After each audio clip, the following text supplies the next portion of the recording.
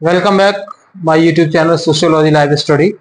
और आज की क्लास का जो टॉपिक है वो है जनांगीकी संक्रमण का सिद्धांत अर्थात थ्योरी ऑफ डेमोग्राफिक ट्रांजिशन।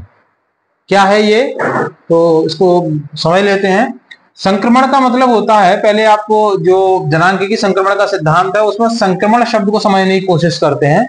संक्रमण का अर्थ होता है एक ऐसी दशा जो बदल रही है अथवा जो स्थिर नहीं है, मतलब जो परिवर्तित होती रहती है उसको संक्रमण कहा गया है यहाँ पर। तो इस आधार पर आप देखेंगे तो जो जनसंख्या की दशाएं हैं वो दशाएं, उनके अंतर्गत चार बातें आती हैं प्रमुख रूप से। एक उसकी जन्म दर, एक मृत्यु दर, एक प्रजनन की इच्छा और चौथा आता है इसमें प्रवास। चार बातें आती हैं। अब इसमें देखिए जो दशाएं हैं उन दशाओं को स्पष्ट करने के लिए उस समाज की सामाजिक, आर्थिक और सांस्कृतिक जो कंडीशन है वो बहुत ज्यादा मैटर करती है।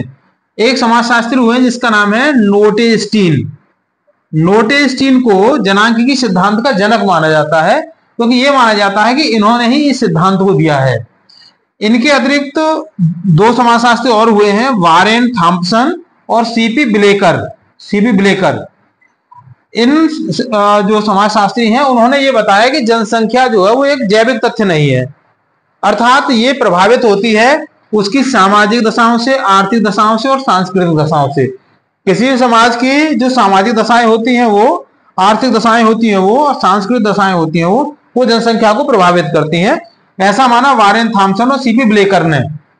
इसके साथ ही नोटेस्टीन, जिनके लिए जनांगीकी सिद्धांत का जनक माना जाता है, उन्होंने बताया कि संक्रमण का जो सिद्धांत है उसके तीन चरण होते हैं।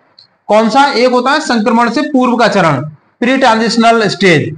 इसमें उन्होंने बताया कि ये वो स्टेज है जहां पर जन्म दर और मृत्यु दर दोनों ही बहुत ज्यादा होती हैं। जन्म दर भी बहुत ज्यादा होती है और मृत्यु दर भी बहुत ज्यादा होती है, क्योंकि वहां पर ना तो सामाजिक और ना ही आर्थिक ना ही सांस्कृतिक विकास हुआ होता है समाज का। समाज पूरी तरीके से ट्रेडिशनल होता है, परंपरा पर आधारित होता है। फिर दूसरा काल आता है, उन्होंने बताया संक्रमण का चरण, ट्रांजिशनल स्टेज।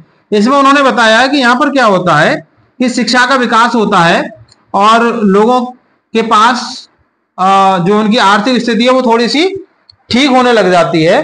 तो ऐसी स्थिति में उसके लिए एक संतुलित आहार मिलना शुरू हो जाता है, बैलेंस डाइट मिलनी शुरू हो जाती है। बैलेंस डाइट मिलने से वो क्या करता है कि उसकी जो काम करने की जो कैपेसिटी, क्षमता है वो भी उसकी बढ़ जाती है, वो अच्छे से काम कर पाता है। तो ऐसी स्थिति में उसकी आय बढ़ जाती है, आर्थिक स्थिति उसकी मजबूत हो जाती है। तो उसमें क्या है, एक स्थायित्व तो आ जाता है। और यहाँ पर ये सारी कंडीशन होने की वजह से जो सबसे पहला बेनिफिट होता है वो होता है कि मृत्यु दर जो होती है ना, वो मृत्यु दर कम हो जाती है। मृत्यु दर कम हो जाती है।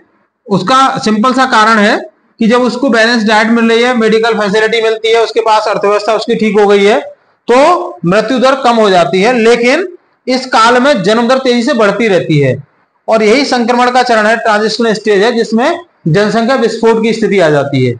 तीसरा स्टेज उन्होंने बताया संक्रमण के बाद का चरण। ये वो स्टेज है जहां पर जो उसकी आर्थिक स्थिति है वो पर्याप्त उसकी मतलब मजबूत होती है, सांस्कृतिक भी मजबूत होती है, सामाजिक रूप से भी वो मजबूत होता है।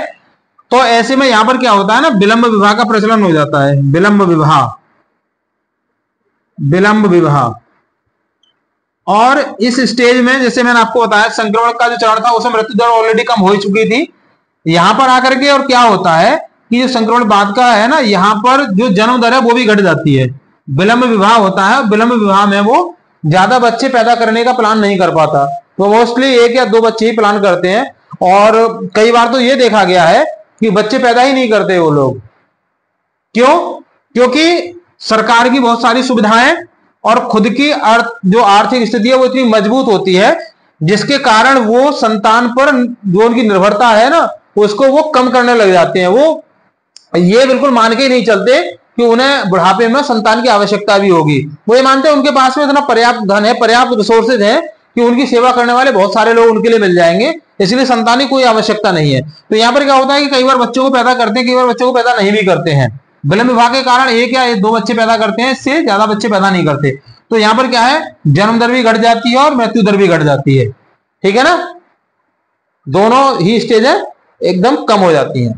तो आज की क्लास में प्रिय विद्यार्थियों बस इतना ही है, और कुछ शेष अगर आपको लगता है तो आप मुझे कमेंट बॉक्स में लिख के बताइएगा। मैं कोशिश करूंगा कि उसको अगली क्लास में वो उसको शॉर्ट आउट कर दिया जाए। तो जुड़ने के लिए थैंक यू, और अगर चैनल पर नए हैं, अगर आप हैं तो आप उसको सब्सक्राइब जरूर कर लीजिएगा। वीडियो पसंद आए तो लाइक शेयर कीजिएगा। मिलते हैं अगली क्लास में, तब तक के लिए थैंक यू। जय हिंद।